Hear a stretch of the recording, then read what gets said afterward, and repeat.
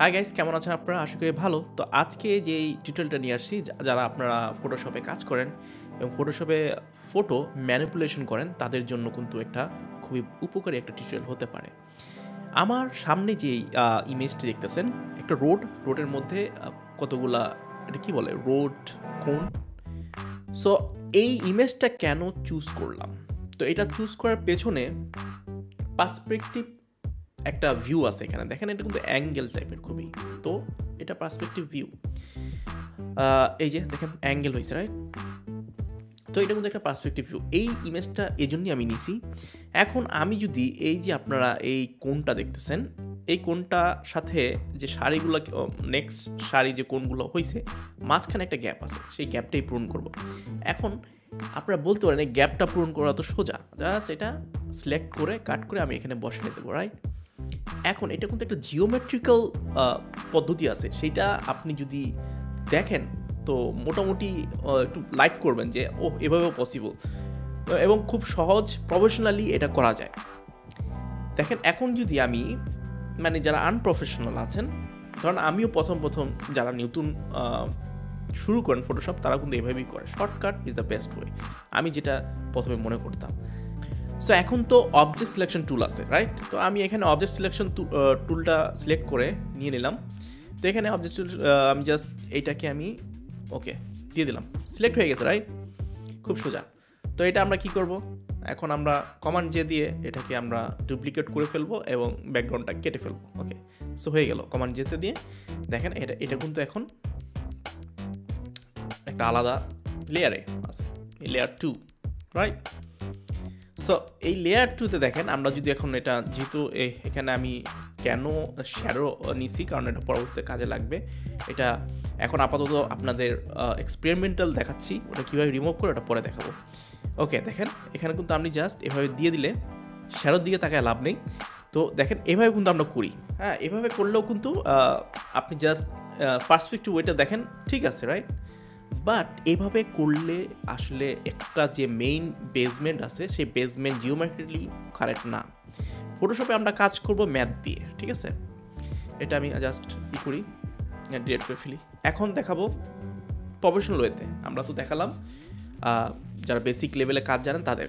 এখন আমরা প্রফেশনাল ওয়েতে এটা কীভাবে করবো? ওকে, ফার্স্টলি আমরা এর উপরের আর নিচের স্তরটাকে মাপবো, মানে একটা লাইন তৈরি করবো, রাইট? তো আমরা একটা লাইন দিয়ে দিই। এটা পুরো উপরের যে ভিউটা আছে, যে কোণের যে উপরের অংশ, সেটার সাথে মিলিয়ে আপনারা লাইন টুলটা দিবেন, লাইন টুল দিয়ে করবেন, ঠিক আছে?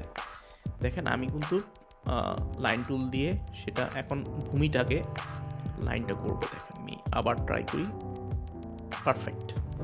সো প্রত্যেকটা ভূমি মাপ ঠিক আছে, রাইট? প্রত্যেকটার সাথে লেগে আছে।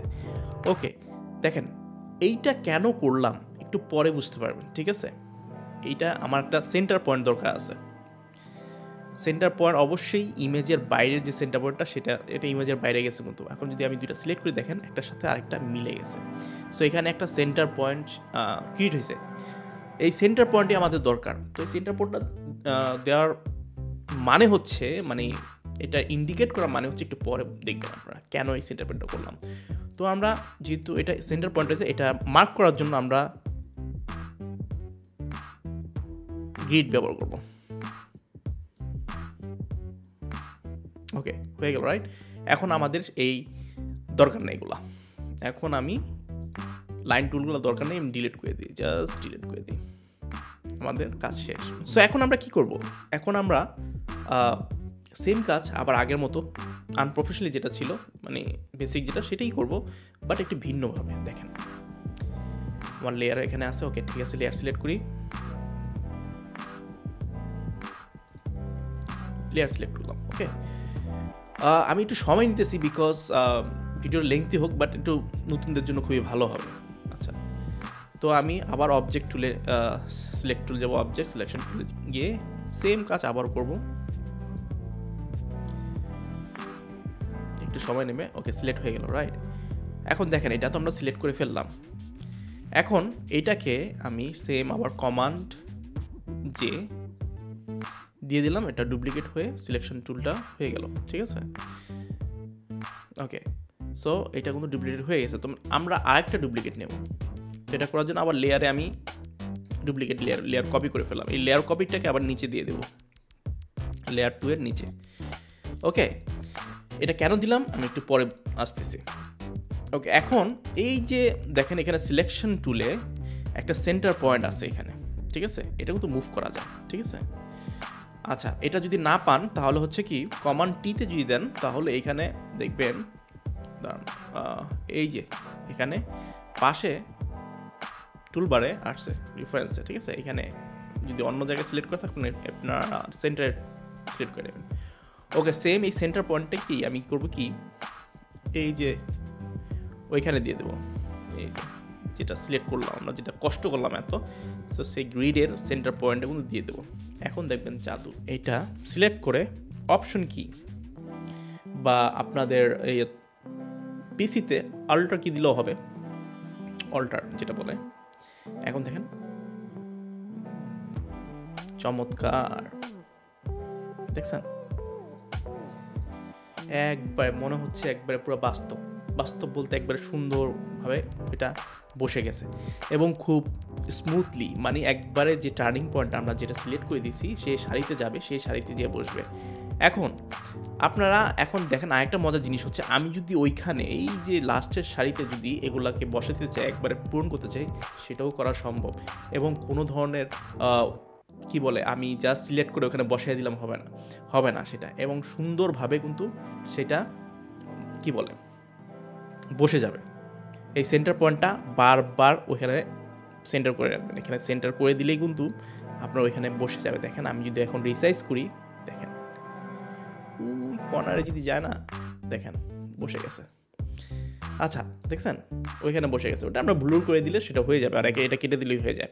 তো এটা মানেটা কি? আচ্ছা দেখেন আমার উদ্দেশ্য ছিল এখানে বসানো এবং খুব কায়েড ওয়েতে বসে গেছে। এখন কিন্তু বুঝেই যাচ্ছে না যে কোনটা ডুপ্লিকেট করে বসানো হয়েছে। দেখেন এখন এই যে হচ্ছে অরিজিনাল, দেখছেন? এই যে আফটার বিফোর পিকচারে এটা হচ্ছে এই, দেখছেন? খুব সুন্দরভাবে কিন্তু পার্সপেক্টিভ ওয়েতে আপনি এভাবে মাপ দিয়ে আপনি কিন্তু ট্রান্সফার করতে পারবেন যে কোনো ইমেজ হোক, যে কোনো অবজেক্ট হোক।